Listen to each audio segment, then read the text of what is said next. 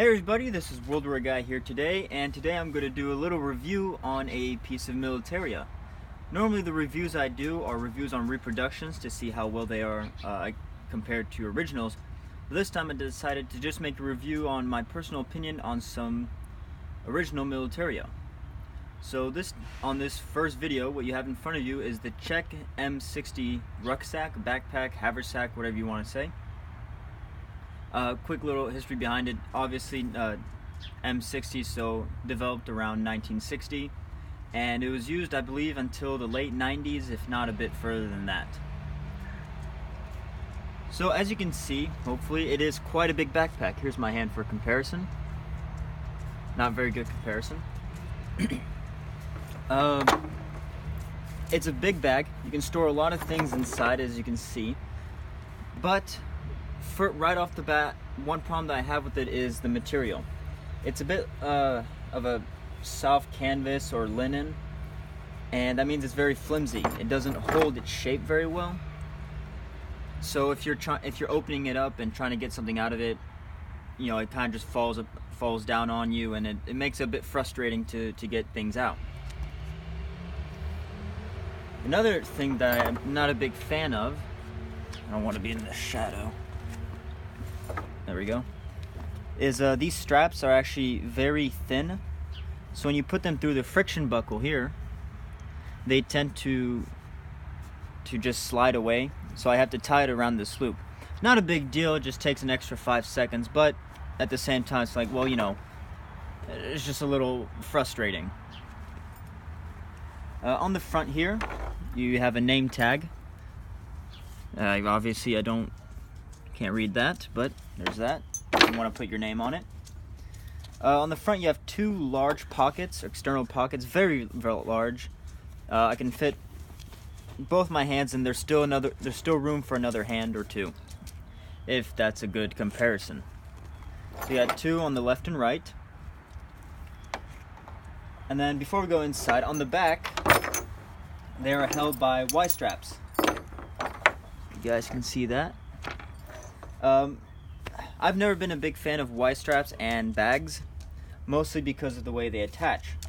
As you can see here, they are attached with a loop and a hook, and unless you clamp it, like I did, they tend to just slide off. And so every time you go to put it back on your back, you got to re-hook it, and it's just a frustrating thing because it gets annoying after a while. But the straps themselves are comfortable. They're a soft canvas, I guess you could say, and the back is just leather, which goes behind this loop, so it stops it from flopping around, which is very nice. And of course, you have the separate hooks here that would hook onto your equipment belt or ammo pouches or whichever. On the side, you have quite a bit of strap loops, assuming to put a blanket over it or anything else, which is nice. And now to get inside the pack. This pack, I would best recommend it for if you're traveling. It's very spacious, so you can store a lot of clothes inside, you can store food.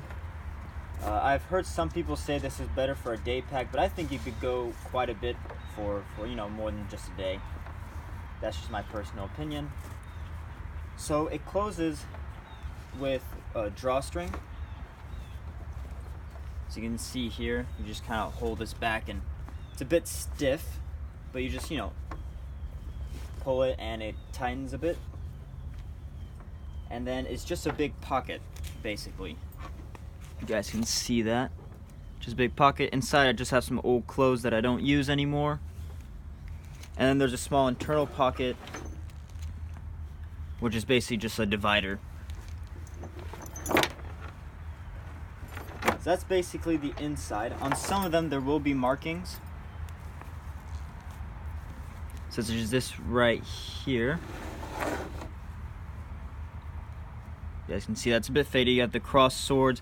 And then here I believe it's the date, no, that can't be 50. Probably 60, Let's just guess at 1967. And then here, there's another marking.